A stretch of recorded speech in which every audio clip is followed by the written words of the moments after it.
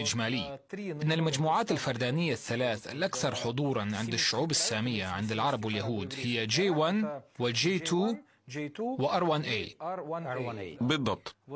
تقول في كتابك أن النسبة الأكبر من المجموعة الفردانية في الشرق الأوسط J1 هي في جنوب العراق حيث تبلغ 81%، وفي اليمن 73%، وفي شمال العراق 43%، وفي العربية السعودية والأردن والإمارات العربية المتحدة وفلسطين من 30 إلى 40%، وفي لبنان حوالي 20%.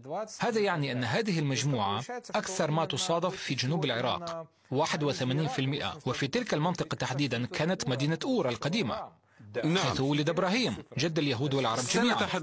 سنتحدث عن ذلك إذا لاحقا. قرأنا هذه المعطيات مع رواية العهد القديم التوحيدي فيبدو كل شيء منطقيا تماما. إذا كان تاريخ الساميين بدأ في هذه الأماكن حسب الموروث من الروايات، فليس من المستغرب أن تزداد المجموعة الفردانية J1 حضورا عند السكان كلما اقتربنا من مدينة أور القديمة بالضبط من العراق الحالي، وهذا ما يرد في كتابك.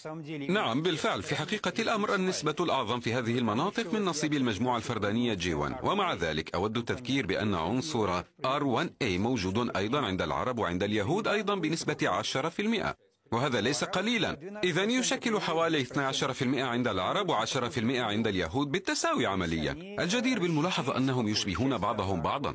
طبعا افترقت تفرعاتهم السلالية، فجزء منها صار عربا وجزء صار يهودا. جرى ذلك قبل 4000 سنة تقريبا. وبالمناسبة نتنياهو هو من حملة مجموعة R1A الفردانية، وهو لا يجد في ذلك أي حرج. أقصد أن R1A هي مجموعة فردانية آرية وليست يهودية.